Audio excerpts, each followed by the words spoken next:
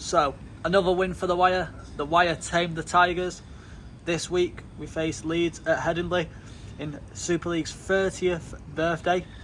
Rob, let's talk about Castleford. Welcome to the podcast. Yeah, so welcome. We've relocated this week. We're actually at the Grave Sports and Social at Latchford today. So yeah, absolutely fantastic performance. Who'd have thought we'd have put 72 points on a team? So in 2 weeks, we've scored 144 points. Incredible. And a certain Matthew Ashton looked as though he'd never been away. No, 3 tries. He looked out of this world, and like you've just said, it's like he's never been away. You've got to say, Adam, to be fair, the whole team stood up, were counted, and they never let the foot off the gas, did they? No, that try by Castleford was a bit soft. I think we locked off a little bit. But apart from that, I think we never really got out of gear 3. No, I think I heard on one of the other podcasts today, they reckon that we'd left a few points on the field, and that's probably a fair reflection when you want more points and not necessarily playing badly with it. Yeah, like there's a few instances where we took the 2, and I was like, carry on, but you know, like, we didn't know what game we were going to get that day, but then obviously it turned out to be a thrashing of Castleford. Well, that's an old sort of Tony Smith thing, that. He was always of the philosophy of, whenever you get into that half, if you don't come away with points, doesn't matter if it's try or goal. I mean, on a close game, those 4 points could be crucial. That's what frustrated me. I know obviously we're talking about last year now, but that's what frustrated me in the Challenge Cup final. We got down there, we got a penalty, and we carried on playing. We should have gone for the 2, but obviously let's not talk about that. Let's talk about this year. Yeah. So, favourite tries from last week, Adam? Honestly, that second try, Williams chipping over the top, Ashton kicking it again, and then obviously jumping on a loose ball. I think that was old Warrington back. That was like when I started watching. Obviously, I've been watching Warrington since 2008. Obviously, I know a few listeners, and like yourself, Rob, have been watching him a lot longer than I have. But that was prime, like Joe Monaghan-esque. Kick to the corner, try, and Matty Ashton is already adapting to the new ruck changes very well. But I think as well, if you look at it, Adam, there's a real sense that Warrington wants to entertain. They want to push from deep.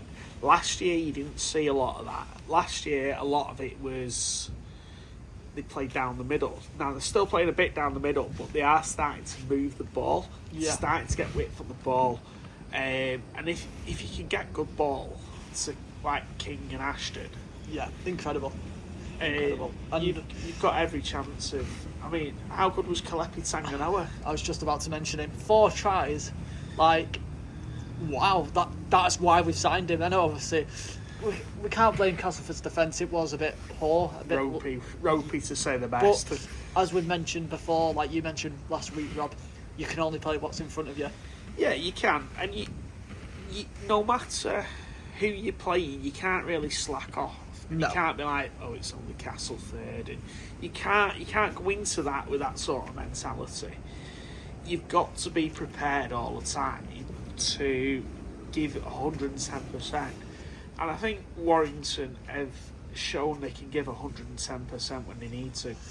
Yeah, and again, this week against Leeds, we need to be 110%. We need to be completing sets, making sure we're tackling the likes of Maya Casivo, Ash Handley, Brodie Croft. He's going to be a bit dangerous, his kicking game. Jake Connor's dangerous game. He kicks us to death. He turns into another prime Jonathan Thurston. Yeah. Lockie Miller, I've tipped him to be man of steel this year. He's got a bit quiet over the last few rounds. He's stood up in Vegas, but yeah, Leeds have really got a bit quiet since Vegas, and it's a bit scary going into this game. Yeah, I mean, we'll come on to Leeds in a minute, but I mean, you've got to take hats off to all the Warrington players. Every single player, to a man. You could have picked 17 man of the matches there. I mean, these quick ruck speeds, we've said it for weeks and weeks. Danny Walker has been exploiting it really well. He's been really getting on top of defences and leaving them with no space to go. I mean, sorry to interrupt. When we when we scored, and I felt like I was watching Groundhog Day. It was the same repeat every time. It was a kick to, I think it was Sam Stone. Sam Stone offloaded it to Liam Byrne, and yet again, like Liam Byrne doing post meters from the tackle. Yeah. It's incredible. It's incredible to see, and as we mentioned before, Liam Byrne and Klepetanganoa, hats off to them because they are incredible in the Warrington. But I mean, I think the thing that sums it up for me as well, you look at the forwards. It's all right. We're just having a rain shower here. Yeah, we're not really, but we're sat near the sprinklers. The sprinklers. You can tell bowling season's coming up, can't you? Yeah, the bowling green, and we're actually getting soaked. But you can tell our forwards want to chance their arm as well. Yeah. But they're doing it in sort of the mature sort of manner. Like over the past few years, there's been times when they just offloaded at will, give a mistake away, but they're looking to promote the ball, but they're doing it at the right time, in the right space, hitting the right areas, and that's what you want. And I think if Warrington continue with that, they're going to win more games than they lose. Yeah. Josh Fewlis, absolutely fantastic at fullback. Yeah, like my family have said, my dad said, like, how do you think Fewlis will play fullback? And people keep forgetting that actually Fewlis played his debut fullback against Catalan in 2019, and he did an amazing job then. And I've known Josh quite well, and I can see him doing actually quite well. I think obviously there'll be no hands about it. When Tyler A is fit, he will go back to fullback, but the options are there. Like we've been mentioning many weeks, the options are there. We've got the players who can come in and do a job. And it was smart coaching as well, actually, by Sam Burgess to have Lachlan Webster on the bench. Absolutely. I had a quick look on the Warrington Facebook page pre-match. Like, why are you carrying Lachlan Webster? But Burgess said post-match that there was a couple of backs that picked up a few knocks. It was just a cover for Matty Ashton or Josh Fewlis. Josh Fewlis was able to come off because the game was done by then. Yeah. So he was able to slot in at fullback, and he didn't look out of place, did he? No, he didn't. He didn't. When he came on Lachlan Webster and I saw he'd gone fullback, I was like, that's smart. Like, as we saw, Ewan Irwin, another great performance. I think he was replacing Sneed. Just rotated a bit. James Bentley didn't play. There was no injuries involved whatsoever, but just rotate it a bit. Obviously, it was against Castleford, who were, I want to say, a poor side, but obviously it's still young to tell, isn't it? Yeah, to be honest, Adam, I'd have expected a lot more from Castleford. Yeah, absolutely. I felt disappointed being a Castleford fan. Watching that performance, because that was flashbacks to 2015, the 2025 season for us. I mean, you look at Cass past couple of weeks. They've only been beat by no more than 20 points. Like Wigan. I've got a friend who supports Wigan, and I said to him, "How did you nearly get beat against these in round one? What's going on at all? Like, obviously we've seen the winger. I can't think of his name. Ravalawi. Yeah, but against Leeds, he just left the ball. Yeah. Like, you can't be doing that. Just amateur sort of mistakes. Yeah. And that's things they're going to have to tighten up. Yeah. And they're actually playing one of the other original fixture, which is tonight, which they play Bradford at Castleford. Yeah, again, I don't see Castleford doing anything. I can see it going Bradford's way. Bradford, they're a good side. You can't knock them. They've got the signings this year. They've got good players. They're another team who look like they're sticking up for each other. Like, they want to make a statement of being in Super League, and like York as well. But yeah, tonight I don't see Castleford, not doing anything again. No, post-match, I think the Castleford coach wasn't pulling any punches. He wasn't happy with the way they performed, but he'd be happy with the way that if any team got beat by 72 points to 6, you'd be asking a lot of questions. Yeah. So I've put Ewan Irwin down. Let's discuss Ewan Irwin. Talent, incredible player. Absolutely. Now, I've seen in the Guardian this week that there's potential that Ewan Irwin could go back in again this week. I don't blame it. I don't blame him. Obviously, he's an incredible talent. I saw things saying we don't overexpose him, and yeah, he's spot on. Sam Burgess, what he's saying, but he is an incredible player. I think he's gonna fill in Williams' place next year. I think we'll get a backup as well, just in case. Yeah. But if I'm being honest, I wouldn't play him this week. We need Sneed's kicking game this week. Yeah. That big wide pitch at Headingley. I know obviously Ewan Irwin, he got a 40-20 this last week, but you need, ever since we signed Sneed, a few people who I sit near said, why have we signed Sneed? And as soon as we got him, I said, Sneed wins your games. He changes the game for you. Yeah. He can put some, and he's always done it, whether he's at Hull, Castleford, wherever he's been, Salford, he can change a game. Yeah.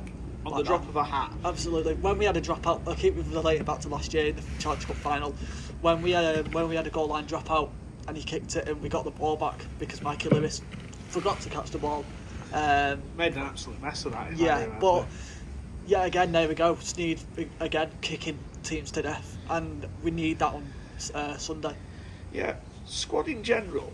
So the depth of the squad has to be a little bit tested with Sipley being out, but it looks to, and Taylor Ray being out, but it looks to me like we've got very good strength in depth. Yeah. And what's pleasing to see, the academy players are slotting in. They look as though they're ready for the first team. Absolutely. Like Lachlan Webster, like we mentioned before. Lachlan Webster, he was full back, didn't make any mistakes. He just, it was like another Fewless. I was like, oh, Fewless got another brother. Yeah. But no, like you've just mentioned there, like they're knocking at the door. They're knocking on the door to try and get Sam Burgess to give them a game. Yeah, and that's the positive thing. They want to keep the places. They want to show what they're made of. They want to test themselves at the best level.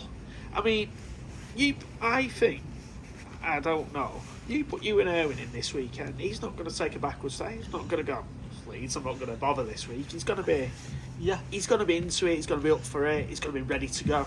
Yeah, he's like, he'll never take a foot back now. As soon as he gets that green light next year, this year, that's it. He's going to show Burgess that he's ready to make the first team regular. Yeah, absolutely. So, just going back to Castleford briefly, where do their problems lie? What do they need to do to give themselves a chance of being a top class side? Because they were always known in your saying when Super League began as classy cast, because they played an entertaining brand of rugby, and they played entertaining under Darryl Powell. What's gone wrong for them? They're not together, are they? No. Like, you can see it this year. Like last year, obviously we had the fallout of Duffy, Vaughan, but they just don't look interested. They don't look like they're a team. Like I've seen Warrington players like all going out for meals together, being connected. Like that's how you want to be as a team. That's how you win trophies, being connected. Well, Tanganoa never stopped smiling last week. He loved it. He loved every second of that.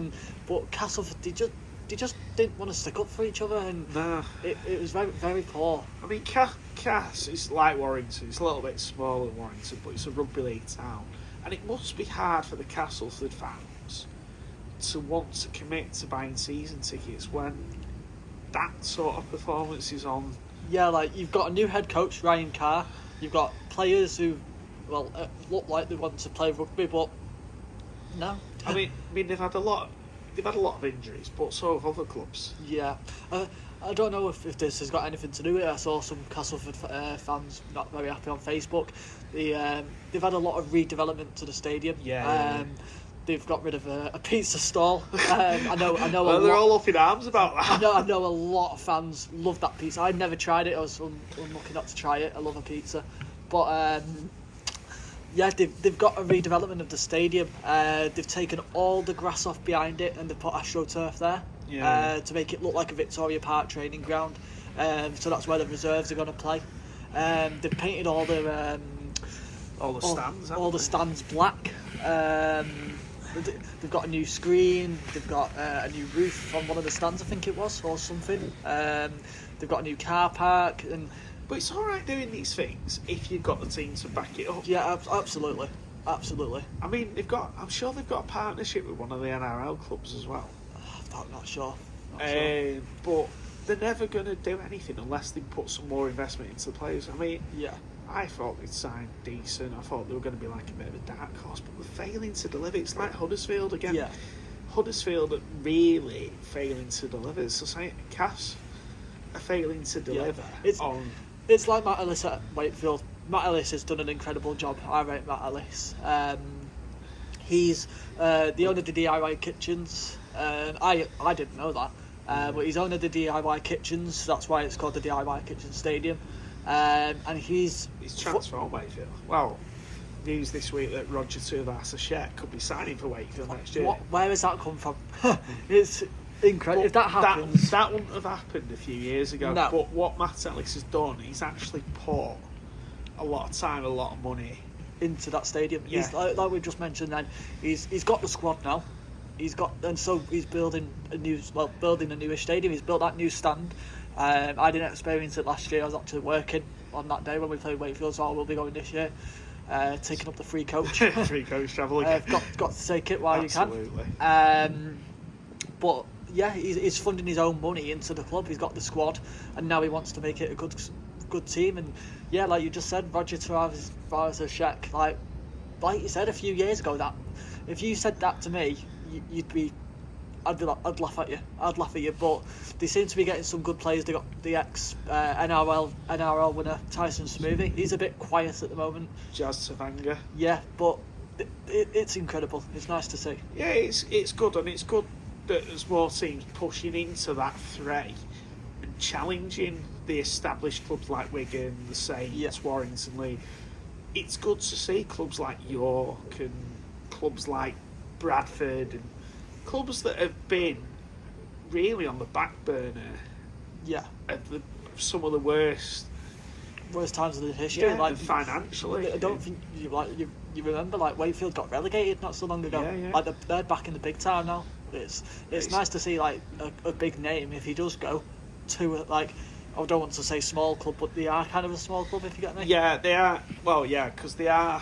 They're not one of the, like they say. They're not like They're not like a Wigan or a Saints. No, they say it's like the top six in the Premier League, like Manchester City, Manchester United. It's the same. It's the same. So it's the Wigan, it's the Warrington, it's the Leeds, it's the Saints. They're the fashionable club. Yeah.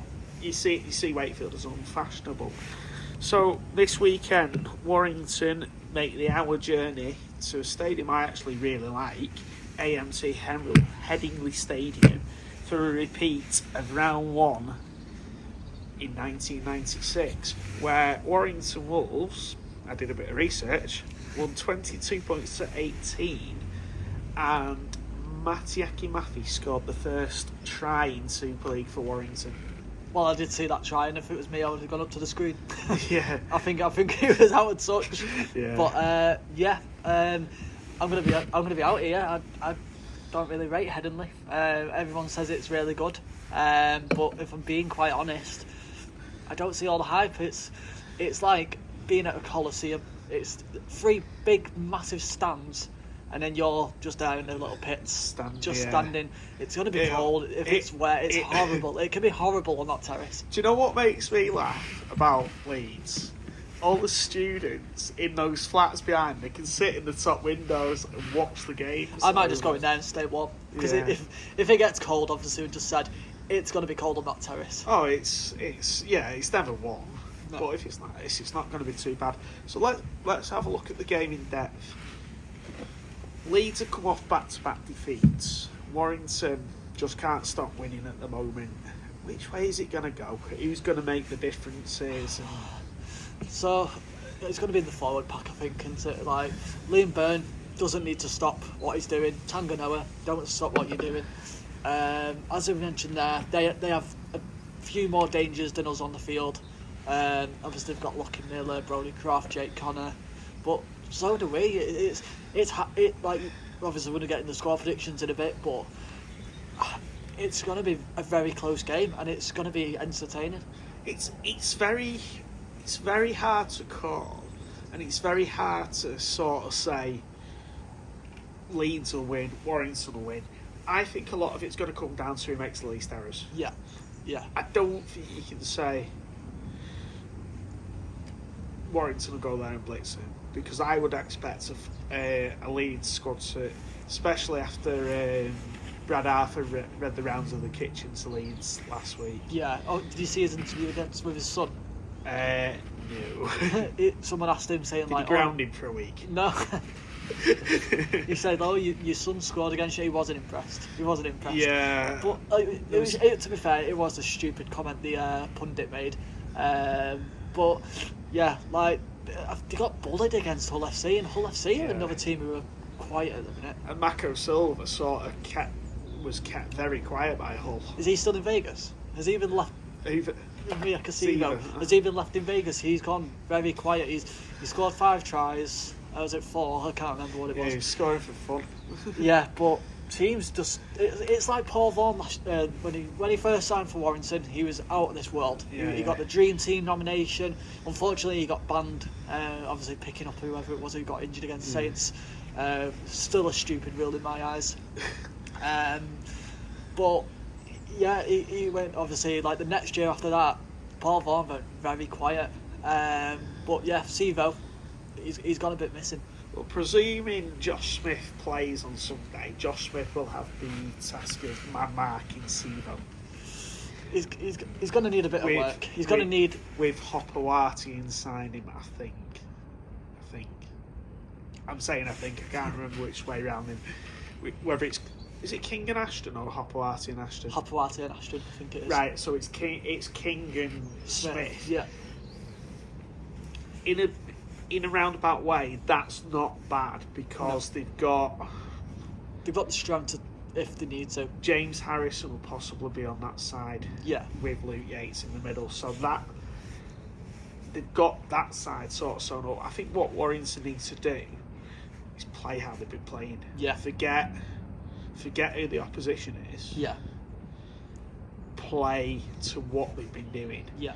Because Warrington have started really well and then slacked off. Well, they didn't slack off last week, but they've let teams back into it. But I mean, if Warrington can get a good start, and just silence that Headingley crowd, and that is on the way to a sellout as well. There's only singles. I saw on the Leeds socials this morning. There's only single seats available at Headingley. Warrington have sold over 1,000 tickets, and that's 60% full. That's incredible. So it's going to be about. It's got to be 20,000. If not a full sellout. Yeah, that's good. So, I mean, we'll get on to score predictions in a bit, but I'm expecting Warrington to go out there, play how they've been playing. Liam Byrne, Luke Yates to lead from the front. I expect Tanganoa, and I would expect Max Wood to come on and really turn the game up. What Warrington can't do is be drawn into a penalty and error fest. Yeah, like we've mentioned before, like when you've got that Leeds crowd behind you, you're in a dangerous position, and we can't allow them to do that at all. Yeah, I mean that's the thing you've got to do as well. You've got to silence that Leeds crowd. Yeah. I mean, if anyone can attack from deep, Warrington can, and I actually don't think, in all fairness, that the Warrington players will be too phased about going to Leeds on Sunday night. No. I mean, we've had some great wins, and we've also had some great losses there, Yeah. but games against Leeds are usually pretty close affairs. Yeah. They're going to ebb and flow. So whichever way it goes, and this is probably where you were saying you need Mark Sneed to put that drop goal over when it's needed.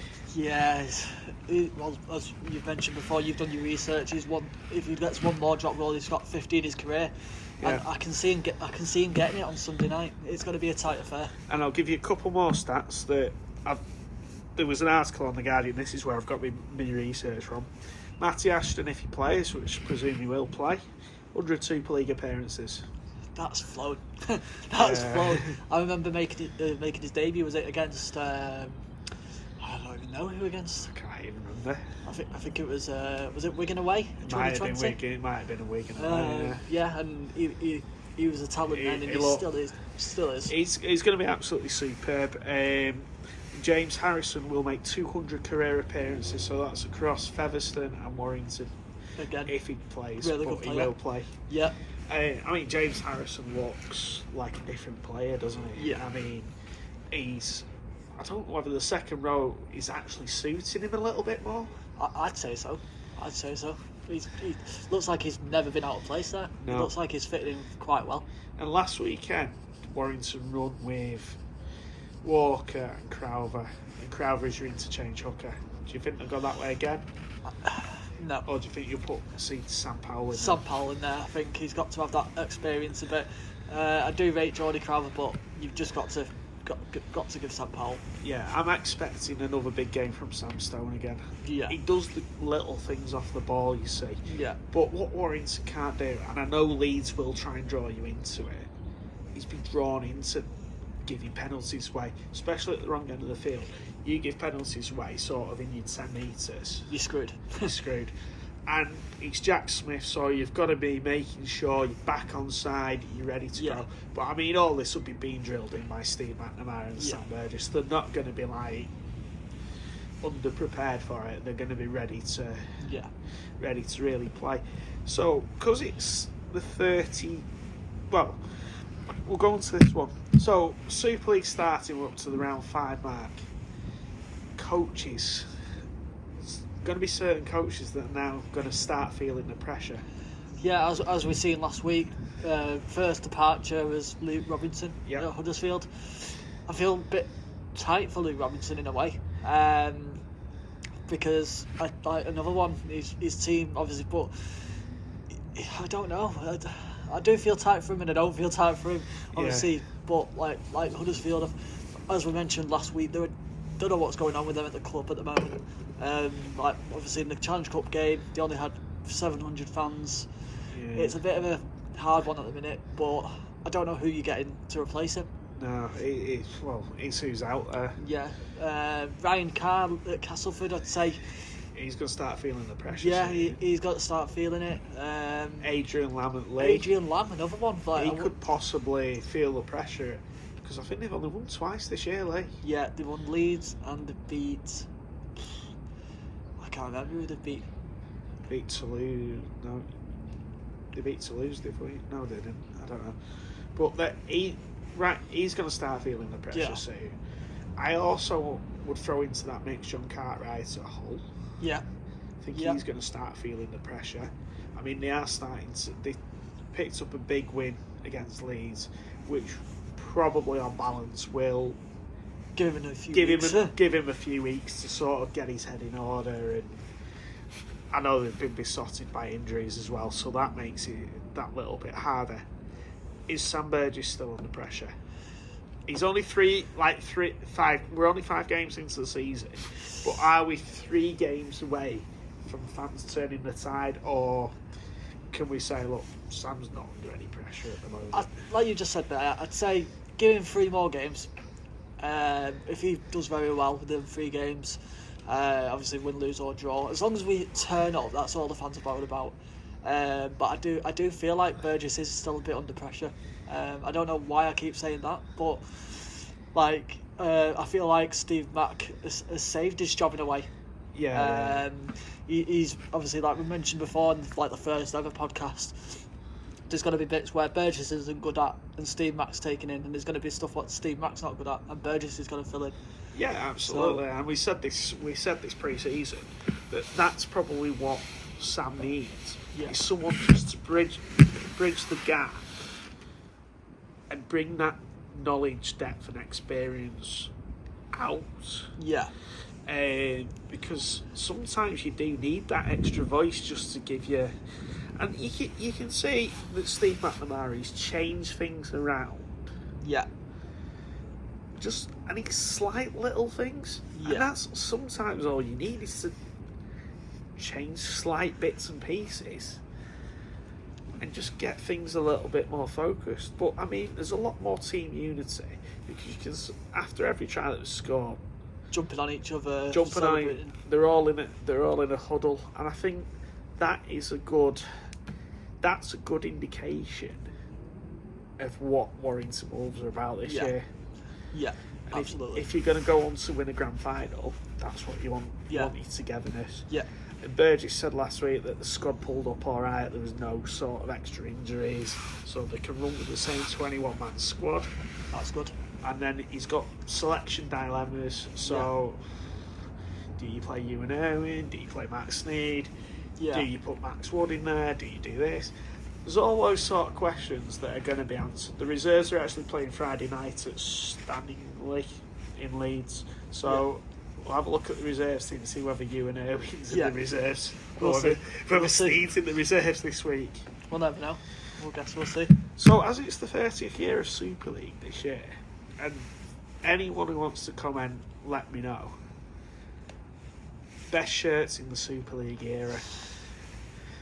Like, there's been, and we're talking in the Super League era, so we're talking 96 to now, so 30 years. I did see that video of obviously the inaugural Super League in 1996 when we wore that shirt you were on about the other week. I love that shirt.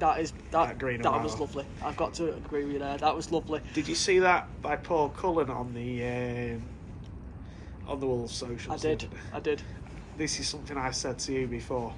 The Wolves badge is not just a coincidence. No.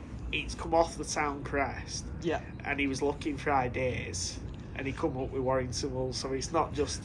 It's incredible. Yeah. But that shirt, amazing. But when you obviously Warrington primrose and blue, but you ask many fans. I know my brother likes a classic white Warrington shirt. We've had a few white shirts in the past. The 2009 shirt when we won at Wembley, that's magical. There's been it's hard to go through them all. Yeah. We'll have to sit down and have a look, but yeah.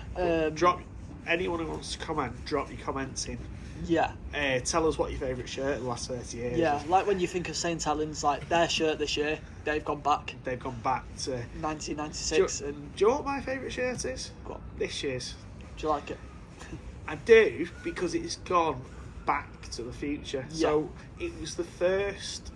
Let me get this right. So it's the first ever primrose and blue shirt that Warrington ever wore in 1878. Yeah. So that's why I like it. I like the collar. I like the colour on it, but I like the history behind it as well. Yeah. And I think it's quite stand out. Yeah.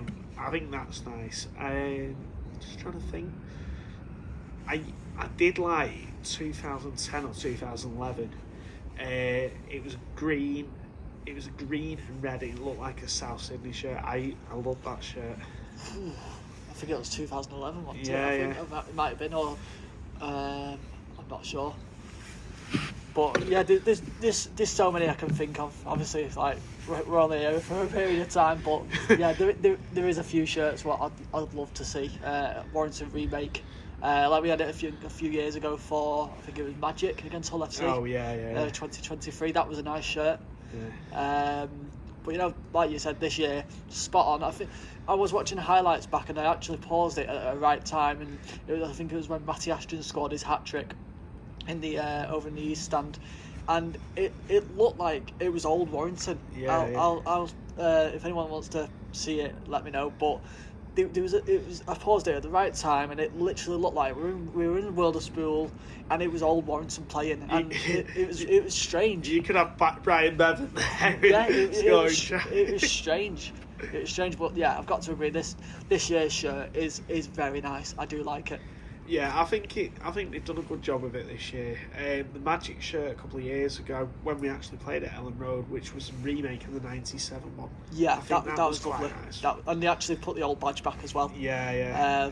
Before the new one this year. Well, yeah, so we've had some nice shirts. I mean, I used to like the first ever Super League shirt, the green and white with the wire on the edges. I used to love that shirt. I think it was a great shirt. So there's lots to choose from. But look, if anyone's got any comments, any favourite shirts, they're asking everyone to go retro. Oh, I can't wear any. Mine all shrunk. I'm too big for my shirts. I've thrown a lot of mine away. I might have a Magic shirt. I'll have a look. I think I've got a few. I've still got the Magic shirt that was the remake of '92. That's nice. So I might do that, or I might just get the other one out the washing bin and wash it. Yeah, we'll have a look. But if anyone wants to comment, tell us what your favourite shirts are over the past 30 years of Super League. Let us know. Yeah. So we're going score predictions. I hate this part of the podcast. It's a huge game. Warrington have had one more day extra preparation. I don't know whether that's going to make any difference. Sometimes it does, sometimes it doesn't. You have 2 weeks off, didn't really make much difference. it's a hard game to call. It's on Headingley. Yeah. It's at Headingley. So you think with it being at Headingley, you've got Leeds would have the slight advantage of it being a home game in front of mainly their fans. But can Wire bring the noise? I hope so. Can Wire silence the Rhinos? I hope Wire put on a show. That was going round in my head the other day as well while I was asleep. Not good. But I'm going to go 25-16 to Warrington. 25-16. 25-16. Do you know what? Even before you said this, I'm going to go 1 point more. I'm going to say 26-16. Okay. Because I think we'll start like a house on fire. Yeah. First 5 carries and where you end your set will give you a lot indication of where the game's going to go. Yes. And also, if Warrington are keeping the concentration levels and can complete high, give very minimal penalties away, that's where your game's won. If you can force Leeds into early errors, put some pressure on them, get them down the right end of the field, really get stuck into them early, just we'll turn up. Yes. If Warrington can do, because they've done it the last few weeks, and I don't expect them to not have an off day. I mean, every team is going to have an off day at some point in the season, but I do expect Warrington to just keep this momentum going, because momentum's a hard thing to lose. It is. But that's been 80 minutes in. Thank you very much for listening. We will see you guys when we have hopefully beat Leeds. We're going to try and keep it regularly on a Wednesday afternoon. Life is just getting in the way at the moment. It does. But yeah, so Wednesday, just keep your eyes on the podcast. And yeah, just let us know your favourite shirt, score predictions, anything you want to bring to the podcast, just comment down below. Even locations, as we mentioned, we're at the Grange today. If you want us to do the podcast anywhere else, let us know. If you've got a cafe, if you've got a pub, and you want us to promote it at all, we'll come in. we will come in and do the podcast there. And you can even be in it if you'd like. I'll do it for bacon sandwich. There we go, bacon sandwich. And you obviously heard Rob saying he's buying everyone a kit as well, so don't forget that. No one's took me up on that one yet. But if you do see us at Leeds, don't be frightened. Please come and say hello. We do not bite. But yeah, thanks for listening, and we'll see you in the next one. Yeah, take it easy, guys.